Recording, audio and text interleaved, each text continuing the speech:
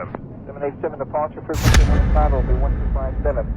257. Yo, welcome to the SciFi and Friends podcast. I've been sitting here for a while trying to think of some cool little intro, but I give up. I'm just going to get right into it. I don't want to use up any more time from my guest today than I have to, but first, real quick, a couple of sponsors. I keep forgetting to do this because they're real sponsors, but they're like my own entities.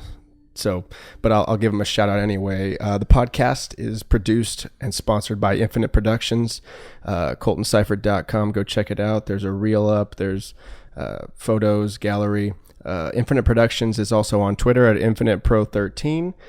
By the way, SciFi and Friends is also on Twitter at SciFi and Friends. Yeah, no one else had it. Can you believe it?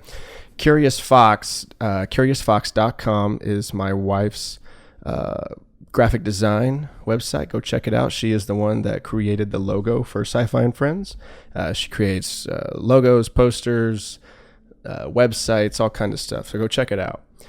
The Syntax. The first few episodes of the podcast where the music was produced by the Syntax. That's a good buddy of mine. Go check him out. He just came out with a new album. It's 8-bit music with guitars and Super Nintendo. It's really good stuff. You Catastrophe is his new album. Listened to some of it last night. It was really good. Serious Beats. I use Serious Beats on almost all the episodes too. Serious Beats is a YouTube channel full of royalty-free music. The gentleman that creates the music, I believe he's from Europe, but he's a nice guy. I've interacted with him a few times, but I really like his music, so I use it. So yeah, go check him out. Okay, let's get down to business. Today, my guest is a fellow outdoorsman. He's a gamer, coffee connoisseur, my long-haired, bearded brother, Matthew Wicklund.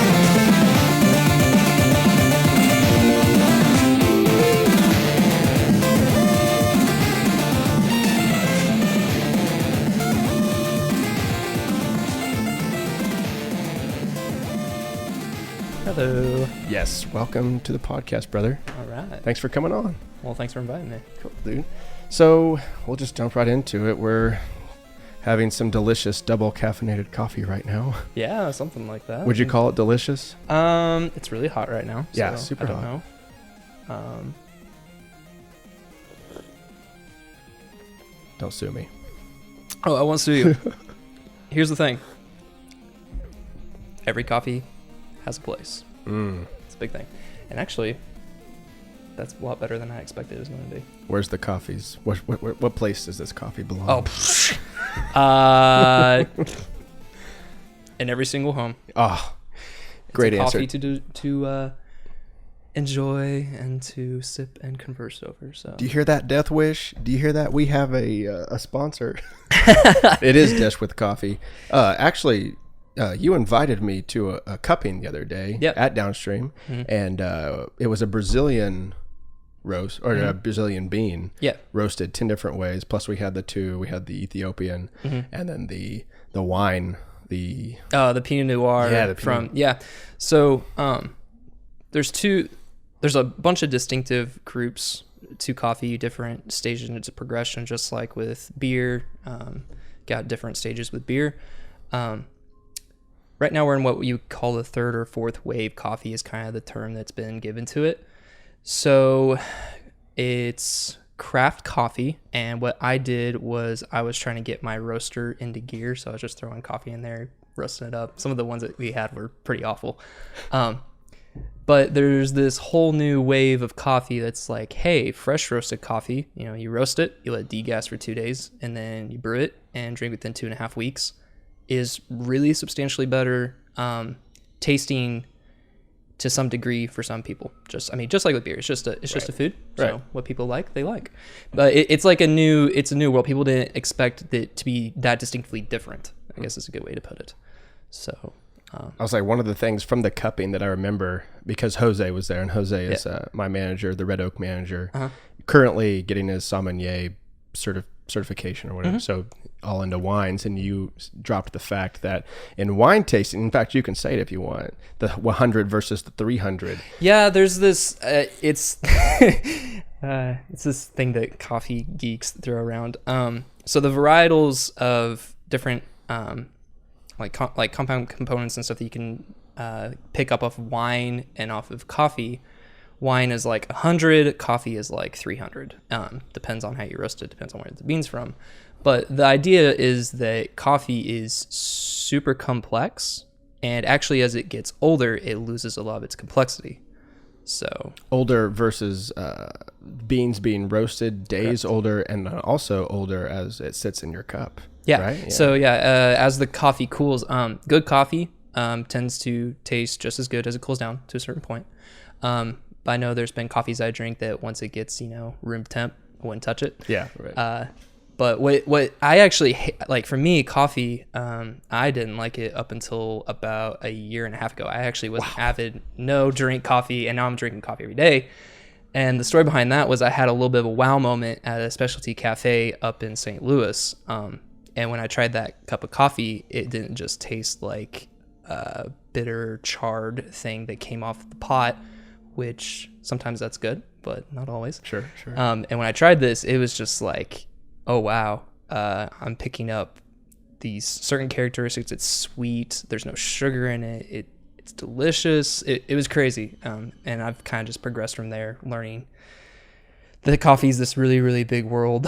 Yeah, right. So. And you got a great opportunity when you hooked up with Downstream, who was like all in as far as let's get a roaster, let's get a, single origin. I was up until I was working for Target, and I kind of took over the little Starbucks over there and brought it from, falling down to the depths. And while I was there, just getting, more accustomed to having, I liked it because of the atmosphere. I always wanted to work at Starbucks because, you see all the baristas back there. It looks like they're having fun, they're going fast paced. Everybody's laughing, chatting, all that. Just totally stoned on caffeine. Yeah, totally stoned on caffeine. Hey, you want some of this coffee? You want an espresso shot? Blah, blah.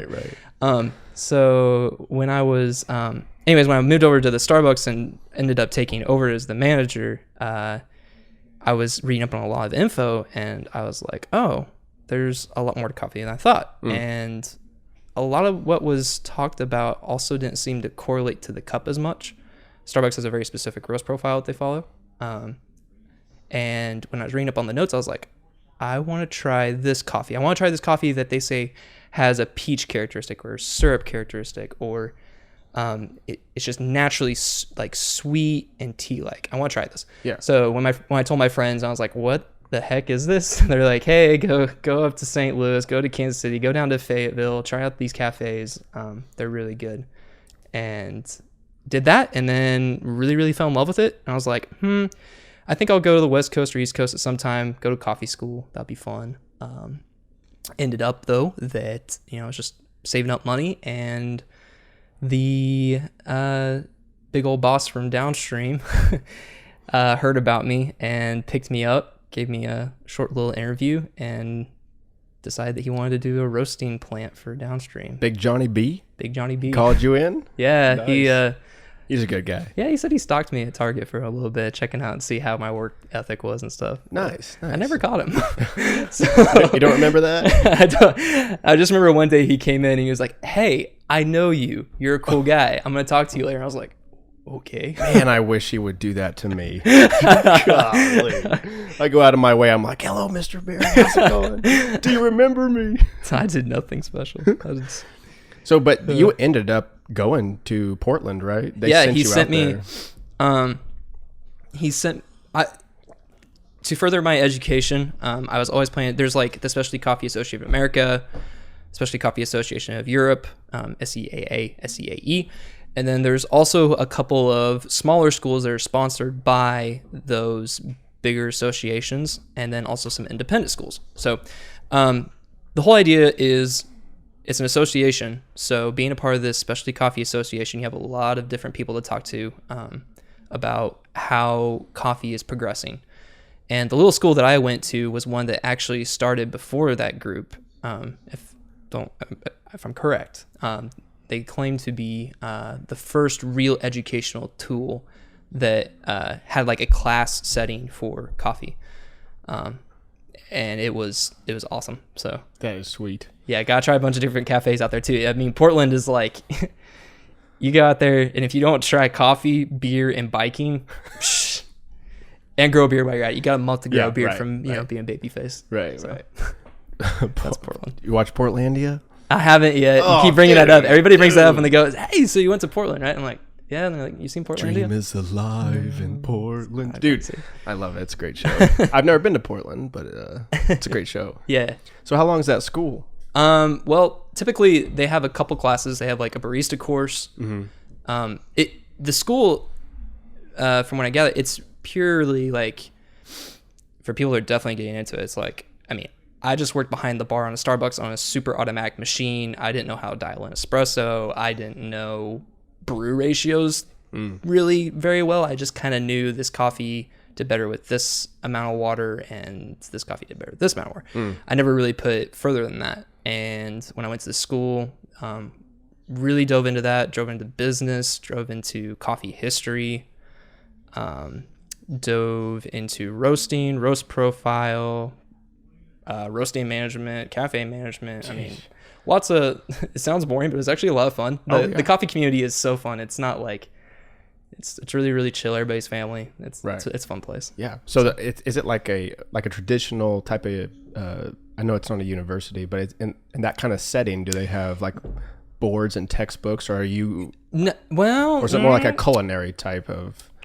culinary. I put more towards culinary. So, like the place that they have the school right now, is in a 3-story building warehouse. They have their cafe and part of it, and behind it is where they have the classroom.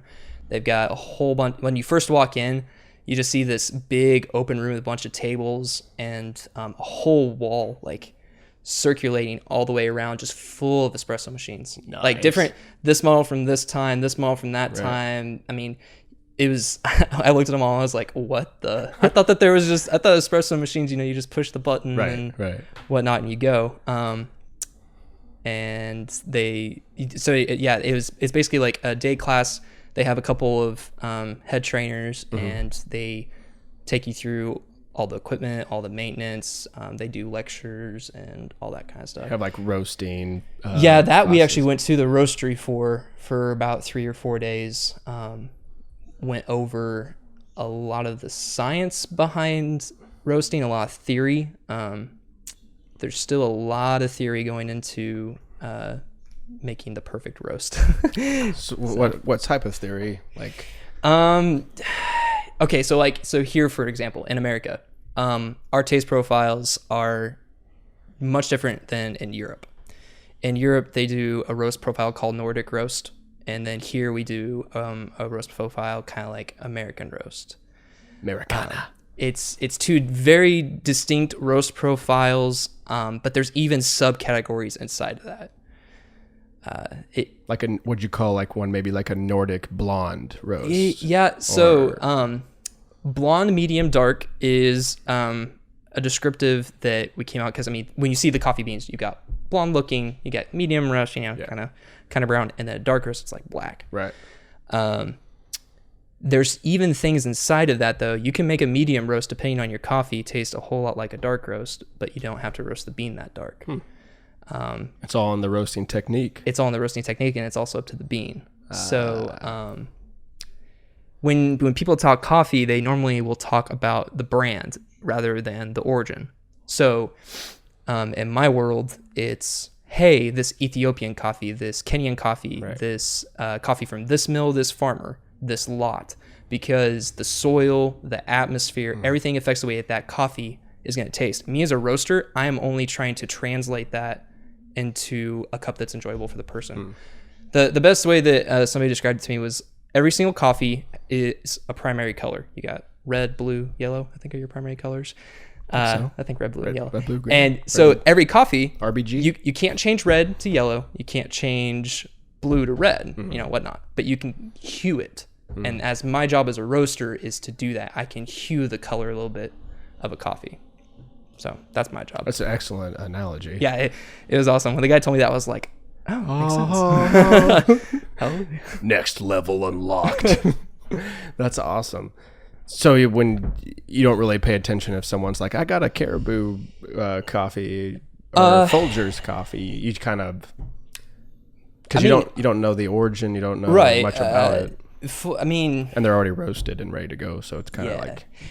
when you go into a lot of the specialty cafes, they have very distinctive, clear labels. They'll have the origin. Sometimes they'll have the mill. They'll have the elevation it was grown at. They'll have tasting notes. Sometimes they'll say, light roast, medium roast, dark roast. The trend seems to be gearing away towards that as people are understanding that doesn't correlate a whole lot to the cup. Yeah. Except for when you go to commodity coffee that's sold in shells, like Folgers, all that kind of stuff. Starbucks? Caribou coffee, I still want to try Caribou. For some reason, That's I haven't had a chance brand, to... isn't it? Do what? It's a Kansas City brand, isn't it? I haven't had a chance to try Caribou. Every time I've had it, it's good, and I really like the shops because it's like a mini hunting lodge type feel. I gotta try these. I haven't had a chance to try them. Okay, yeah. So I'm trying not to sound snobbish when I go back because a lot of times people that are passionate about coffee can get snobbish. That's okay. I'm like into craft beers and craft coffee, right? And then there's also the Miller, the Bud Light. Yeah, right. That there's a whole nother scene to it, and it's just what people drink they enjoy and what they eat they enjoy. So, dude, we're millennials. That's what we're all about. Yeah. Craft everything. Craft everything. Is that craft table? Is that craft shoes? Is that a handmade cup? I'll buy it. Yeah, I think it's a deeper calling. Our generation kind of, I don't want to say we got screwed, but in a certain way, we seek out like real interaction between people. Yeah, I would totally. Yeah. Starbucks is a giant. I have a lot of respect for them. They brought coffee from being just the Folger and what's the other one? There's two big Folgers and I'm there with you. What's it called? I don't know. Great value? I don't know. No, well, that could work. Wow. Folgers. So there's two big ones, though. Yeah, there's two big ones. Anyways, the companies were fighting on East and West Coast and gearing towards, the Midwest. And they were just two giants going back and forth, just trying to make the most money. It was the basic thing. Right. How much money can we make off people? How little can we spend on the green coffee? Coffee farmers in South America, Africa, all that commodity coffee, they buy for really cheap, and the farmers don't get paid for what they probably should. And then Starbucks came it was one of the ones that really predominated the scene, and it was like the guy that started, he went to Italy and all that. He got to see these Italian cafes with the espresso machines and all that. And when he came back, he was like, we're going to do cafe lattes. We're going to do actual cafes. We're going to serve to people. But then that even became kind of like a giant where it was more speed, money, right. Speed, money. It kind of got that feeling. Every single specialty coffee cafe that I've come to, it's all about connection. It's all about respecting the farmers, making sure the farmers can get paid. There's there's a threshold. They have to get paid this much, but we often step above that. And in a sense, by doing that, you get higher grade coffee. Sometimes, right? Yeah. Sometimes, right. sometimes not. Sometimes. It depends. Because you're giving them more money. They're probably getting a little more educated. Yes. Yeah. Education is a big thing. So if we're going to make any steps into the coffee world, of course, it has to also start with the coffee growing. So there's only so much you can do on the U.S. border side from origin that they have to put a lot of effort into. But anyways, the point of that was I definitely agree. Like I've just seen these specialty cafes that pop up. They're really engaged in the community. They're really trying to make a stand connection more than just like try and make a bunch of money. Right. But I don't want to hate too much. No, it's good. That's the spirit of our generation. I got a good friend, Tucker Taylor, who's has a barber shop in Joplin, and he does all straight razor barber shaves on beards. Cool. Yeah, he's a really cool cat. But we talked about this to where men of our age don't really want to go to some salon with throwaway razors and clippers and everything. We want to go to a barber shop that has a guy who knows your name. He throws out the straight razor that's been sharpened, and you almost get like a shave like your grandpa because it feels more genuine. It feels more authentic. And that's another, like you were saying, these specialty coffee shops, community, they're involved in the community. And I think a lot of our generation is trying to become more community driven because this global machine isn't doing as well as we thought. It's doing really well. It's great. The globe's fine, but it's not sustainable. We're definitely moving towards a global society, but we can't sustain what we're doing now. So if you go to a community-based, I would imagine my theory would be the global society would be much more efficient and much more productive. But we're in the process of changing that. So I like that aspect. That's cool. Oh, yeah. I never thought of it that way. But yeah, I mean, I really love swing dancing too and stuff like that. So I don't want to fall into the whole, 20 years ago were the days. Yeah, right. It's not that. It's, when was the last time that, it's hard to see in my city, like people going out, getting really, really involved in the city, doing dances, doing fun stuff with the community, not just like, partying and beer, getting drunk all the time, instead of like, community and stuff like that. So that's what I like your viewpoint on that. It's funny because like video games, and I know we like video games. It's so cool because like you actually get to meet it. It's gonna sound controversial to people of a certain age, but like you do get to meet people on a certain level, and you'll meet them at events later on. You'll be buddy because you've been talking for 2 or 3 hours on the computer. That's the ironic thing about our generation is that we do seek out this authentic sort of relationship, but we spend massive amounts of time screen to screen, you know. But I don't know. I would say I'm hanging out with you when I hop on Arc. And my tribe hops on. I'm mic'd up with them. Dude, we were cracking up the other day. This kid, it's weird because I don't see you. I just kind of hear you. So I'm not held down by bias, like how old you are, what you look like. I'm just kind of get who you are like. This kid was telling me he just got his driver's license and he was psyched about it. I'm like, whoa. Like I've been driving. Talking to us. Oh, well, cool. Yeah, it was just kind of cool. Like, you kind of reminded me like how cool that used to be. And then he told a hilarious story about it. Totally stereotypical. His mom is yelling in the background, and we're all making fun of him. She's like, "Get off, Brandon! Get off, Hawk!"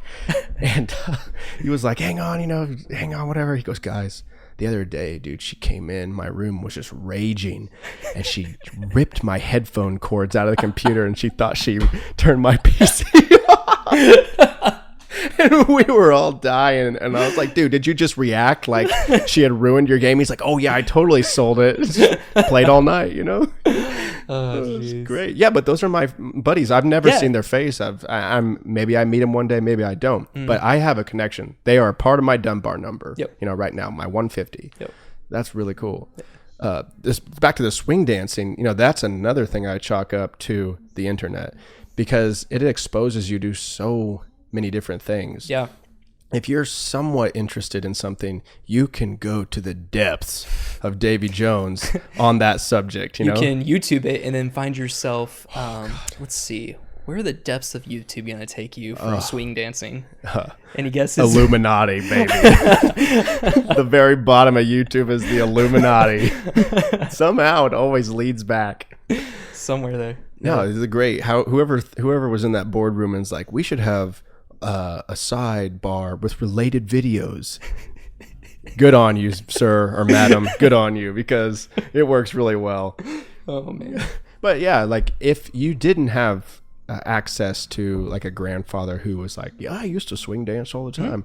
You go to YouTube, and I guarantee you go to YouTube right now, there is how to swing dance, or how to brew coffee, or how to shoot archery, or how to beat this level.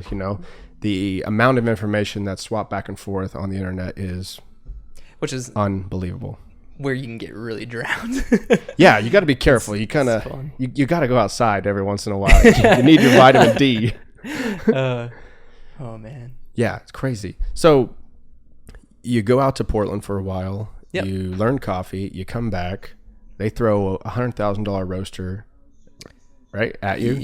It was a little more expensive than that. Yeah, they build a whole facility. You got bags and bags and bags of green coffee. And when you came in, you saw some. That was actually only 4 bags worth. All those on a pallet. There's like 20 gallons. It's a 20-gallon size trash can. There's about 15 of them. I totally forgot about those. So, that's only from 4 bags of green coffee, and we're looking to stock up for the next 6 months when we get our products. So Right. a whole bunch of coffee. Because they're going to want to integrate into the restaurants, Red Oak and Buffet and the coffee shop. And then they want to sell it like in the Q store. And I guarantee they're going to want to stock the hotel with it. Yep. They don't want no little crap Folgers bags. They want Quapaw. They want Quapaw coffee, man. That's right. So you got a lot of work ahead of you. I do. It's really exciting. It's a little bit, I mean, it's taken a while, hiccups here and there, but overall, I'm really excited. Got the sample roaster going today. So basically, I'm to the point now where if somebody was like, hey, let's get this green coffee roast up, let's sample it, see what its characteristics are, I'm like, heck yeah, let's go for it. Right. And then we can determine if we want to buy that for the next 6 months and serve it as being one of our coffee deals. But. Nice. So you got to do that. Are you going to, I don't know how much I can talk about this, but I'm going to do it. Yeah, that's why I'm kind of like, how much can I say? It's True. Well, good to know is I don't have that many listeners right now, so hey, we'll bump that up. Yeah, hopefully. Johnny B, you should listen to this episode. Come on my podcast, by the way. You would be a fascinating guy. He has some fascinating. He's a cool dude. Oh, man. You'll get some fun stories from him. Oh, I can't imagine. I mean, I love when he comes into the restaurant. I'm like, please sit in my section. For one, I can give him the best service in the restaurant. I'm not afraid to say that. And two. He's awesome. The things that the people that he brings in and the thing that they talk about, I want to write a screenplay. Like, what is this? A lobbyist from Washington D.C. What are you guys talking about? You guys want some more wine? No, but they're really cool. Kind of sneak your way into one of the seats. So. Yeah. Excuse me. One of these days, I'm in talks with the marketing to do some videos. So cool. Hopefully, I can snake my way in that way. And then, like, hey, John, I got an idea. Documentary, Quapaw documentary, fun to me. That's really cool. So you do that. You do the coffee, the brewing. So whenever you roast it, then you gotta figure out how it's gonna translate into brewing. There's you just made me a French press of a coffee. There's also Chemex, V60, all that, and all of them, because of filtration and stuff, give different characteristics of the coffee. You've got espresso, you've got cold brew, the new fab. What's going on there? Cold brew is just coffee that is ground really coarse, steeped into water, and allowed to, kind of like tea, where it's just soaking in, just also kind of like a French press, but there's a filter around it, and you can let it steep for anywhere to 16 to 20 hours, depends. It's usually a next day thing, and what it does is it just pulls from the coffee this really rich, smooth, molassesy almost kind of feeling to it. With iced coffee, you typically get watered down and bitter because it's hot. It's hot coffee going over ice, right. Or there's other ways of brewing iced coffee, of course, where it doesn't make that as intense. But sure, cold brew is just it's a new kind of deal, and there's some fun things you can do with it, like with beer, stuff like that. That makes ferment. It really fun. You can ferment it. Is that what you're getting at? Fermented coffee. Yes, I don't want to say too much on it because I don't know a whole lot, and I'm learning. But I know people that have they've taken cold brew and they've aged it in a particular kind of wine barrel, whiskey barrel, right. Something like that, and it picks up the characteristics from that. I mean, a whiskey barrel coffee, and you said you had one. Yeah, I tried one of those and it was good. You gotta get me one of those. I really want to try it. We were looking into getting anyways, I won't go too much into that. Yes, so the fun part about my job is too, I just get to experiment. We're in this age where coffee is accepted as not just being, this is a good way to go about it. It's not just accepted as being something that is ground up, pulled from the shelf, poured water. There's there is more to this when you go to these cafes and you're shocked at these different taste profiles. And the community is really accepted of that. And that's what's cool about my job is I'm in the science lab that gets to develop all that. Right. So, I'm going to have, friends throwing ideas back and forth. We'll be trying all these coffees on until we get something we like and serve it at the cafe and everybody can go, oh my gosh, Quapaw coffee. So good. They do everything else right. So I have a lot of faith in the coffee program. Yeah, I'm pretty stoked. Yeah, I mean, with coffee, and it kind of draws back to that little fun fact about wine having around 100 taste characteristics versus coffee having 300, some of them being pipe tobacco. Yeah. A couple, you name it. Some of those that you showed me were unbelievable. So there was a chemist that really loved coffee, and he went to some lab and decided to make a kit that has all the fragrances typically found in coffee, about 30, just to kind of help. When I say vanilla, then you're thinking the same vanilla after you smell that. Yes. So that doesn't necessarily mean, coffee is going to smell like straight vanilla. It means that there's something in there that reminds you of it. Right. There's vanilla, there's caramel, there's malt, pipe tobacco, smoke. Smoke is something everybody recognizes in coffee. Earth, remember earth? Earth, yes. Earth is like Sumatran coffees, man. If you ever want to smell earth, go and pick up a Sumatran coffee and sniff away, because it's typically what you're gonna get. If you want to get some kind of like fruity floral, and I know that, maybe I'm a fruity floral. Your hair looks fruity. Just kidding. We both have long hair, so I can say that. Super long, lots of. Yeah. No, we're not going to put our hair together like Avatar. Okay. After the show. Fruity floral. That's like typically Ethiopian, Kenyans. There are some South American coffees that do that too. Depends on the varietal plant. Again, right. South America is when I kind of just like, there's a whole lot of different taste profiles. I've had like everything from earth to fruit to strawberry, lime and lemon acidity. Wow. When people talk about acidity, it's a good kind of thing in bitterness. There's a good acidity and bitterness in coffee that you can actually, if brewed properly, it's very, very pleasant. It's not meant to be like attack your palate and like, oh, this is bitter. It's like chocolate bitter. People that like dark chocolates. Right. Yeah, the guy that the chemist that made all the taste or this aroma profiles, I think that's genius because as I've learned throughout the years, as my palate and culinary knowledge has expanded, the best way that you could read and everything, but the best way is to expose yourself to these things. Back in the day, I'm proud to say I don't do this anymore, but back in the day, I would take a Coors, I'd take a Miller Lite, I still enjoy those kind of beers, but you hand me an IPA and I'd just be like, oh my God. It wasn't until my wife and I, girlfriend at the time, wife now, went to a Festive Ales in Orange County. And our friend gave us these VIP passes. We got all access. It was awesome. And it wasn't until then we had a little shot glass and we tried porters, IPAs, ales, blonde ales. Everything under the sun. And while it was a very fun day, it was tough. Some of those things, I remember one being like, what was it called? Like Poop Deck or something. And it was like a hardcore porter. Okay. It was so hard to drink. But ever since that day, my coffee palate just exploded. And now your coffee and your beer palate. Did I say coffee? I meant beer. I meant beer. Beer palate just exploded. And now I prefer IPA. I prefer a down and dirty IPA. That's a great way to explain it. Fantastic way. So we don't know when I say like craft coffee and craft beer. When I say craft coffee, that's what I mean is when I got to taste these different coffees and my world exploded. It was just like, oh yeah, Ethiopians, blah and blah, just like porters, pale ales, brown ales. What's the difference between an Indian pale ale and a double Indian pale ale? What the heck? So yeah, it's crazy how many options there are, and you don't just have to limit yourself to what's mainstream. Yeah, absolutely. And there's a whole world of people who love that kind of stuff. There's like a whole culture behind it. There's the microbreweries, and then there's the home brews, which I want to try soon. I have everything. I just got to get the ingredients. I have a friend that he did a little home brewery. He called one of his really good beers the Little Accident or the Dirty Accident. Oh yeah, something like that. I'd drink that. It was good. It was good. Yeah, that'd be cool to get a group of guys together and just brew all day. And be cool.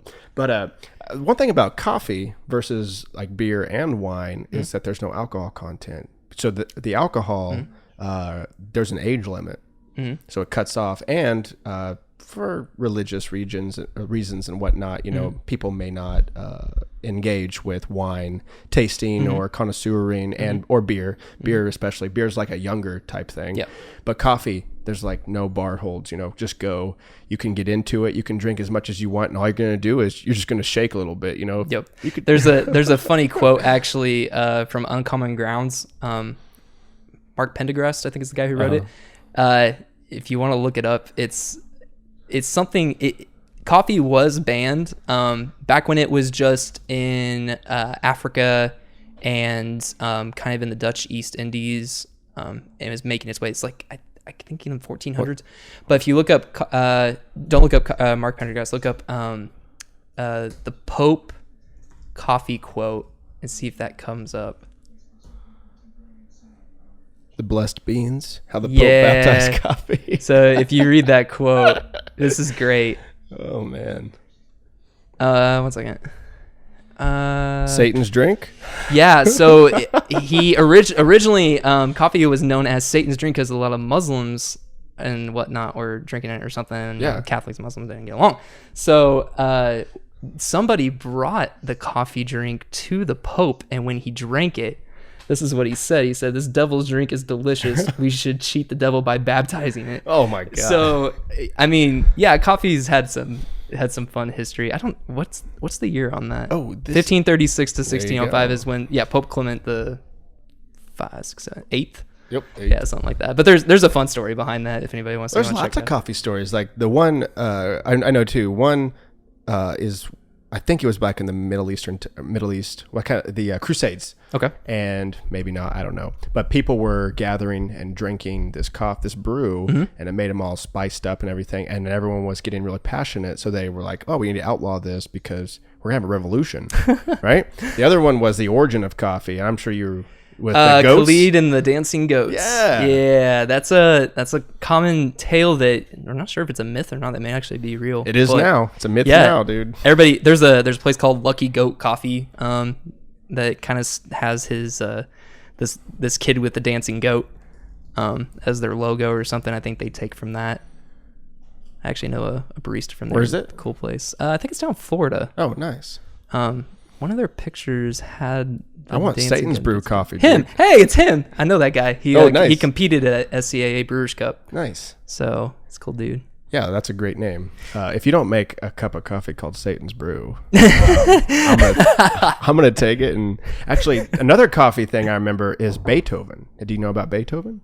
The 81 I know beans? about Franklin. Oh, Benjamin Franklin. I don't know about. no, it's Beethoven. If I'm not, Beethoven used to pick out 81 beans every day. The perfect. He would go through and be like, "Oh, this one's good. This one's good," and then grind those up and then make from that. Well, he coffee. sounds like a coffee fanatic to me because when you roast coffee, sometimes you'll get defects where it's called like tipping or something. So much heat would make it to where the bean would explode, and you could see visually where it had been.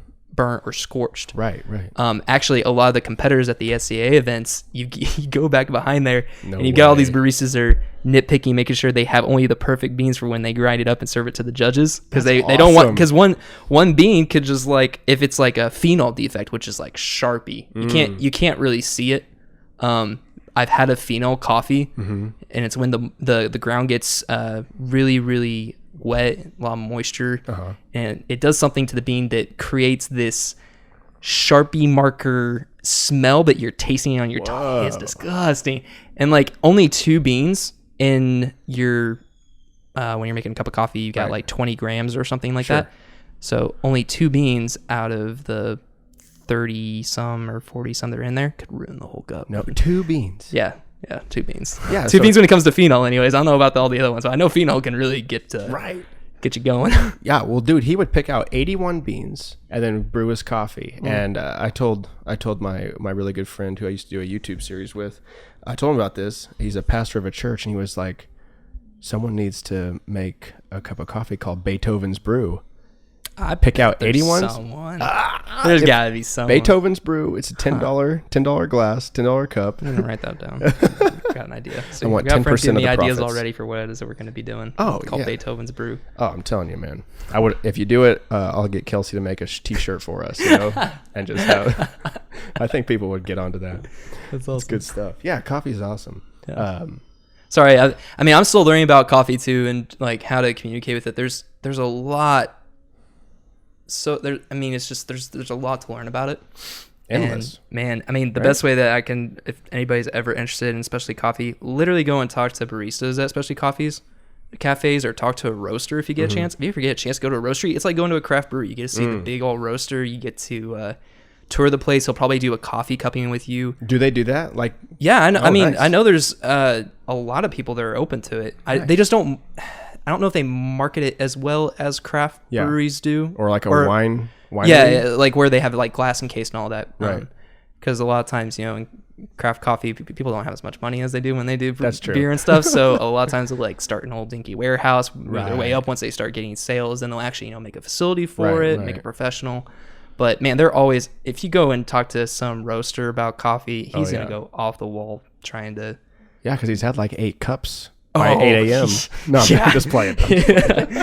Oh man, no, that's cool. And like you said, coffee. Well, at least our coffee culture here in America or the Western world, it's just getting started. Like, we just kind of realized. It's weird too. I mean, actually, the U.S. as far as this term specialty coffee goes, is a little bit ahead. In Italy and stuff, we still have these really fast dark Robusta espresso shots. Out the door, get your fix for the day.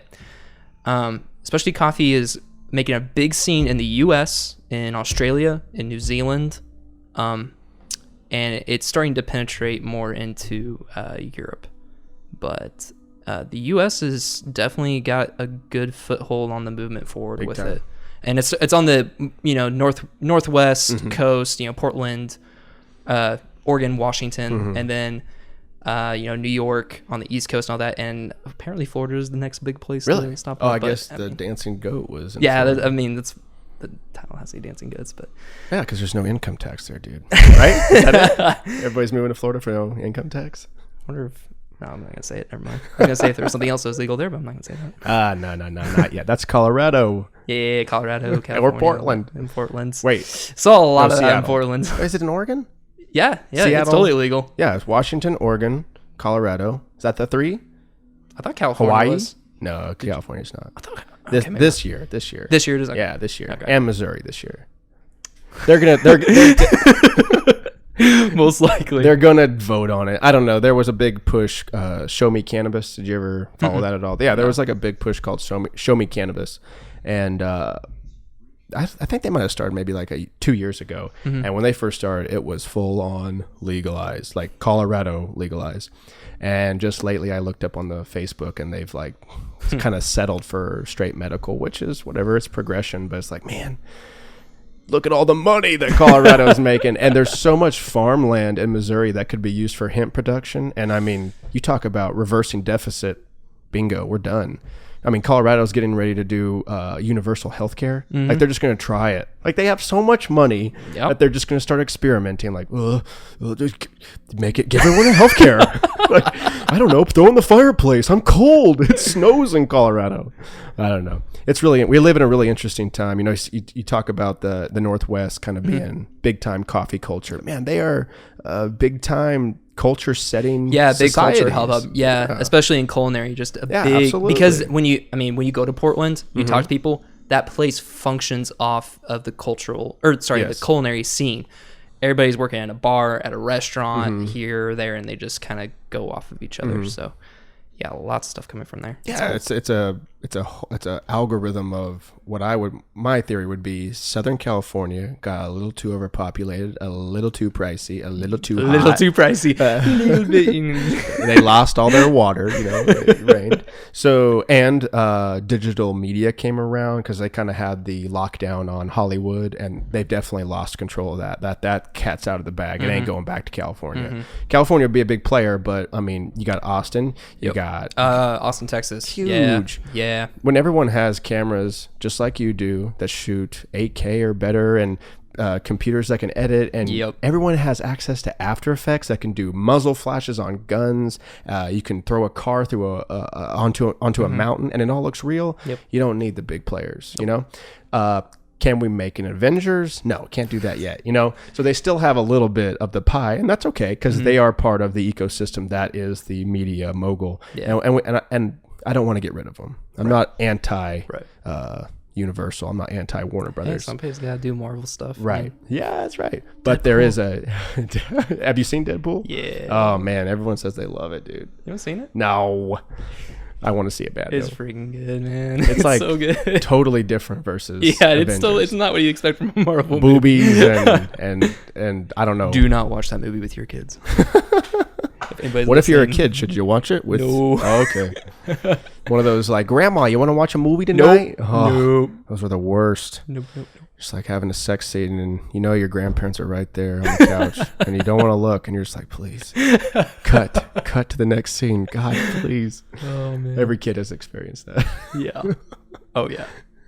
That's so cool. So you are a big gamer, right? Yeah. We talked about this the other day. Yeah, this is I'm a little bit more comfortable about because I've been doing it for a lot longer than I have coffee. Dude, your knowledge on coffee is fascinating. And thank you. I'll talk about it anytime. We'll shoot ideas back and forth. So yeah, the humility is also appreciated, dude. Just yeah, you're in good hands. Cool. You're on a good path. Back to the gaming. Yeah, back to the So you're leaguing. You're a League of Legends. I'm a League of Legends fanatic, Elder Scrolls fanatic. What other games? Mount Your Friends. Yeah, I mean, it's kind of like I want to ask, like, where did your love of gaming start? But like, once again, it's just kind of embedded into who you are. Yeah, you know, like we grew up with it. I can tell you. I mean, what really got me into gaming was Age of Empires, Age of Kings, and Elder Scrolls Morrowind. Those were my two big ones, and then of course you got Mario, Super Mario, 64. Yeah, Super Mario 64. Get those. Gotta get all the. Oh, what was it? The red turtles. Yeah, the red turtle. Oh, no, the no. Yoshis. The Yoshis. Yeah, when you went to the Star Plane, you had to get all the Mario Yoshis and Kart. stuff. I haven't played that game forever. Oh god. Mario 64, so good. It is good. What other games really got me started? Are you familiar with Descent 2? It's a old PC game. Oh, so good. You're like I think you were just like a spaceship and you would just fly around. Dude, that game was so good. Claw. Familiar with Claw? Claw. No. So here, like for me, I started with a Sega. That is where it really got me started. Sega. It was Sonic. Oh yeah. Fighting game. Tekken? Is it Tekken? Not Tekken, but that was later. Tekken 3 got me going really hard. I can see Street Fighter. Yeah. Yeah, it was Street Fighter. Nice. Hadouken. Or Hadouken. I don't know how you say that. Right. It's been a while. But yeah, it was Sega, and then I bought my own computer. It was kind of trashy. It wasn't really that great. Hey, dude. Gotta start somewhere. Yeah, I could play Minefield and stuff like that. And Solitaire. then Solitaire. And then PlayStation 1, and then I kind of built my own computer with my uncle. Nice. My uncle, I paid him and watched him kind of build my computer or whatnot. Nice. Just 2 years ago. No, 3 years ago. Nice.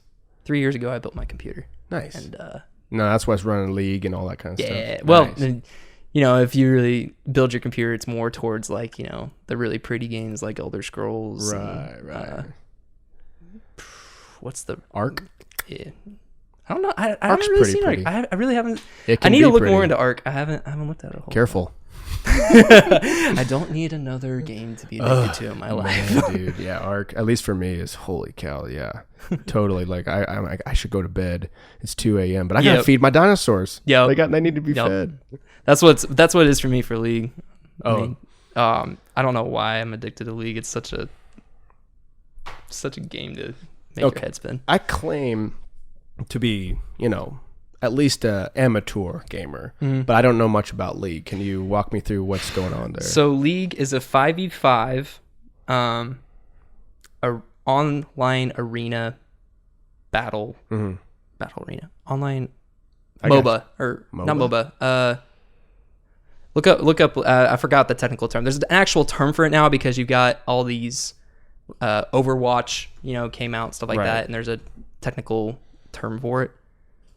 What kind is it? I always go to Wikipedia. Yeah, MOBA, multi-online battle arena. So it's a 5v5 game where you pick a champ on your team. Just like in basketball, you have different positions. Or in soccer, each role has a specific champions that do well in that. And then you play a game out kind of like chess. It's the best way I've been able to describe it for people that never played a MOBA is like if you could incorporate basketball and chess, that's pretty close to what it is. Some would say that basketball is chess. Everything could be connected to chess. Everything could be connected to Go. If you ever play Go. Oh my god! A guy once told me that if you think you know how to play Go, you don't know how to play Go. Yeah, that's a very, very good. Ooh, oh, game. dude, I've never figured it out. But anyway, back to Legends. Yeah, so 5v5, 5 different positions: top lane, jungle, mid lane, bottom, and support. So you got those 5, and then it gets another 5, same roles. Mm-hmm. And specific champions fill each role, and they have different aspects that make them better. So kind of like in basketball, you've got your post laners, you've got your wingmen, you've got your point guard, all that, and they have specific roles. Usually, point guards, they're not as heavy, they're quick, that kind of stuff. So just like that, just your lanes have specific aspects to it.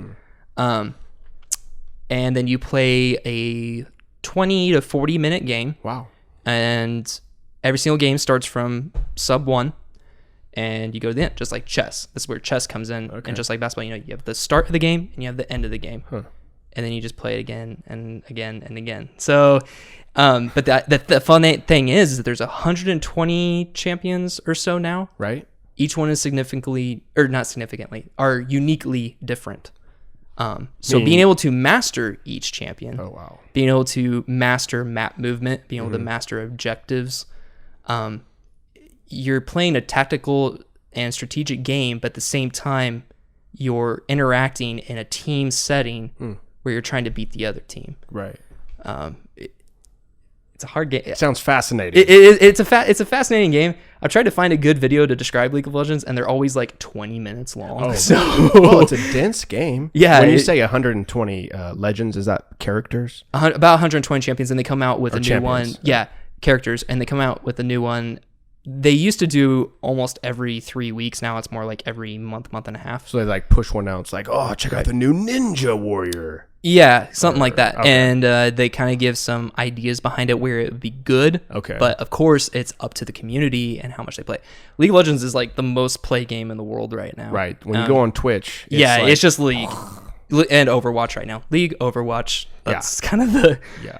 And RuneScape. RuneScape has made a comeback. What's the army game, the military game? Call of Duty? Or... No. No, it's Counter-Strike. Counter-Strike is a big one. Yeah, Counter-Strike. There's a kid on Joe Rogan's podcast. What was his name? Jordan. God, I can't remember his last name. Jordan something, but he's a pro. Yeah. He's a professional Counter-Strike guy. Yep. Oh my God. Professional Counter-Striker / Halo / Call of Duty guys. Yeah, it's crazy. I mean, if you rewind the clocks, 10 years ago, probably 10 years, not even 10 years ago, professional gaming, no one even knew what that was. You're going to make your life off of playing a video game and people watching you. It was a joke. That, and when your math teacher or your teacher was like, you're not going to have a calculator in your pocket when you go to the store. Phone. Yeah, exactly.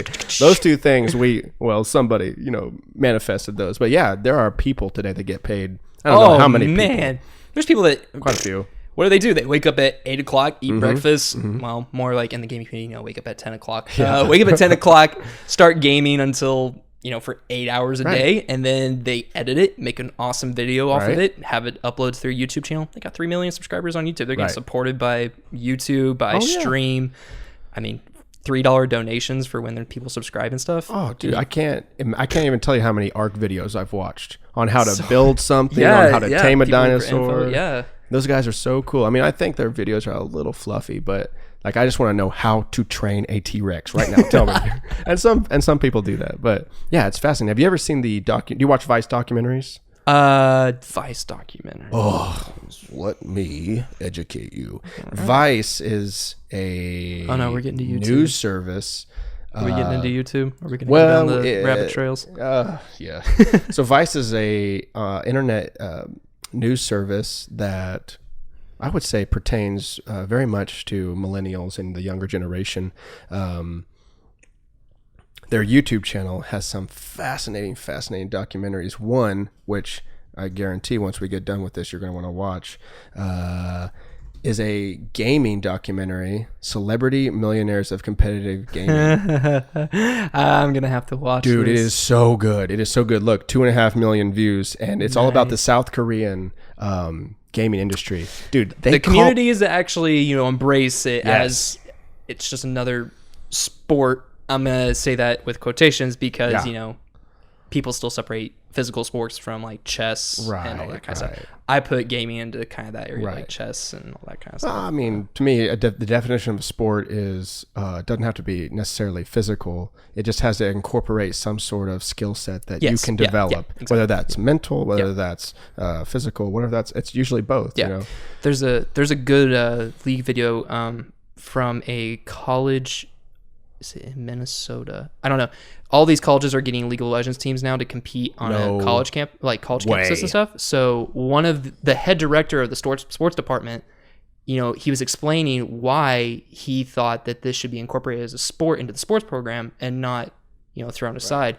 And like I showed it to my dad, and he, you know, we big basketball, soccer guys, and he's like, I don't think it's a sport. And I'm like, watch this guy. And then he watched the coach, had the coach explain it, and he was like, oh yeah, I guess so. Yeah. Well, it's weird. It's totally weird. If how can a video game be a sport? Because I mean we know people that video game. Yeah, dude. People that it's kind of weird though, because they had Atari, so you know, knowing right, you know, people that are good at Pac-Man and that kind of stuff, you know, it takes some right. The games have gotten insanely a little bit more complicated. Oh my god, insanely complex. And the industry that they've created is a lucrative industry. They have celebrities. They have people that people want to hear from. They want to see. They want to be like. And if you can play FIFA like so and so, you're golden. You're a professional. Which is really weird because when we get a little further into the future and virtual reality starts taking effect, don't get me started, man. And you start jacking into the Matrix, and you are a real FIFA player in your mind, like. There are going to be some really weird things happen between the physical world and the virtual world. You know, like how many people are going to tune in to FIFA in the real world where you kick a ball, you know, but if you jack into the FIFA online, the ball is on fire. And if you get hit, like your body explodes and, you know, that kind of stuff. Are we going to get, you know, sensors where your body can feel the pains when you do sword fighting? Hell yeah. I mean, yeah, that's a total world that all of us gamers just start to geek out on because they're like, we can't wait. The potential for this. Gosh. I want people to figure out how to turn off the time mechanism in my head so that I can play an entire lifetime and then be like 10 minutes out of my day, you know, like, oh my God. Holy cow, I had a whole family and I was riding around on a pterodactyl and I got to go to work. See ya. All right, honey, you're 16 years old. It's time to go to brain school. Go to brain school for a day. You come out and you got like the mental capacity of a 30-year-old or something after a day. Think about those implications. All this. Yeah, I think if you just take a step back from just the gaming and having a good time riding around dinosaurs versus what if you could just take a biology course, like a 4-year degree in 10 minutes in this reality. That'd be crazy. Yeah, because we talk about like going through the insides of a cell virtually, you know, and you could just kind of move around and be like, oh, okay, here's the mitochondria. You can flip it with your hands. And one thing that Dennis was talking about, Dennis was saying you can people can actually begin to start to understand size difference. Yeah, because when you say like, you know, when they talk about the atom and they say like the closest electron to the nucleus of an atom would be like where we're sitting now, a basketball in the Middle East. Right. We're like, what? That doesn't even make sense, you know. But if you can see it and kind of be walked through it in a virtual world, hopefully with a little bit of a speed buff. Yeah, please. Absolutely. Speed buff me. Yeah, but just the massive amount of information that we'll be able to take in on all aspects. I want it to happen. I'm scared. I also want it to happen. Also, I mean, have you seen the videos, you know, the virtual reality, the kind of thing that we have right now? Right. What is it called? Oculus Rift. Is it Oculus Rift? There's Oculus. There's the Microsoft Surface. I think that's actually... it's the one, well, anyways, they have remote. I've been watching some of the people, and it's like... they're not watching where they're going in the room, and you'll see them like take out an entire light above them or something, and they'll trip over stuff. It's just fun. It's like a whole new generation of Wii through the TV, you know, those videos where people were throwing them through the TV. My God, we have a whole new, or the what are these where you get on, you stand on them and you lean forward. What are those things called? It's called, I forget what they're called. Like a little scooter for your feet. I can't remember. I know the what name. you're talking about. Yeah, I'm yeah, sure yeah. everybody knows what you're Right. talking about. I can't think of the name of them, but the amount of videos of people eating ass on those is unbelievable. Yeah, I saw a kid. He decided to push him over the wall with one of those. So Mike Tyson was on one. You see him eat it? Oh my God. Let's just watch that real quick. Yeah, he is on one of these things, and he comes around a corner and I'm just going to type in Rex because I can't remember what the name of this thing is called. Mike Tyson Rex. Yeah, Rex the heavy bag. Oh, here it is. Hoverboard. Watch this. Hoverboard. So look, he's on this thing. He's doing fine. This is a world-class boxer. He owns a tiger. He's good. Uh-oh. Whoop.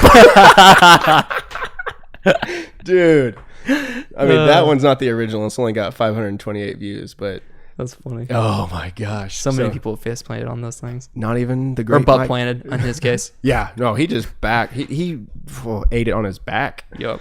The great Mike Tyson, that's a great example to Homo sapiens not being able to have the capacity to play with our new toys.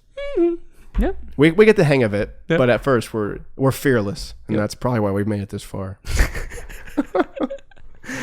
Dude. So do you Twitch at all? Do you broadcast that sort of thing? Again, we're in the Midwest, For sure, Joplin, for sure. Baxter, Right. Galena, all that. So good internet's hard to come State. by. Yeah, you're like closing down Skype and Spotify and everything just so then Yeah. this one game will actually work. Right, Okay. right. But recently got that internet that I was talking about that Yeah. works really, really well. So yeah, I'm hoping to create a Twitch account here Nice. pretty soon. Nice. Do you have one like you could shout out right now? If I do, it's gonna be Watch the Turd. Watch the Turd. I bet you anything that's already taken. Only by me on League of Legends. Dude, That's you it. need to be Arabica. Something Arabica. We are only the finest Arabica of gamers. Arabica Gamer 95 or I don't know, something like that. It'd be so cool. Do you do much tweeting, anything like that? You want to shout no. out to anything like that? Man, I'm in the generation that kind of got away from that. Nice. So, I'm trying to think. Just a lot of, no. Well, if people want to find out what you're doing, swing by downstream. Yeah, have a cup of absolutely. Go coffee. by the roastery. I'll be there about good times between 9 and 5, Mhm. Monday through Friday. And love to talk coffee, love to talk games. You were there. It's kinda, Oh, yeah. Just kind of geek out, It's a great place. have fun. Everything there's still things to be done, but once downstream gets all the I's dotted and the T's crossed, Yeah. it's going to be awesome. Yep. To hang out and drink some coffee and just gamble, I guess. That's cool, dude. Yeah, I'll be part of it. Cool, man. Well, thanks for coming on today. It's been awesome. Yeah, no problem. Awesome conversation. Lots of cool facts. Cool. Lots of funny stories. Yeah, lots of just conversing back and forth. So For sure. I really appreciate it. I'd love to have you back on sometime once Yeah, you gain absolutely. more knowledge and absolutely, I'll get teach you that some Twitch- League of Legends. We'll see if we can come up with a way of trying to describe that game in Yeah, that'd be cool. a good couple sentences. Get your Twitch account going, and hopefully all the listeners will watch you play League and all that good stuff. Yeah. Right on. Appreciate it, dude. Cool. All right. Thanks for listening to the SciFi and Friends podcast today. I hope you enjoyed it. Go drink a delicious cup of coffee somewhere. If you want a really good one, go to Quapaw. But if you want to come on the SciFi and Friends podcast, shoot me a tweet or on Facebook. We are now on Twitter. Very proud of that. Tweet at me. I'll get you on. If there's someone that you want to hear come on the podcast, someone you think that's smart, fascinating, interesting, please shoot me a tweet, a Facebook message. A lot of you have my number, so shoot me a text. So I appreciate it. Thanks for listening. Everybody have a great week. Peace.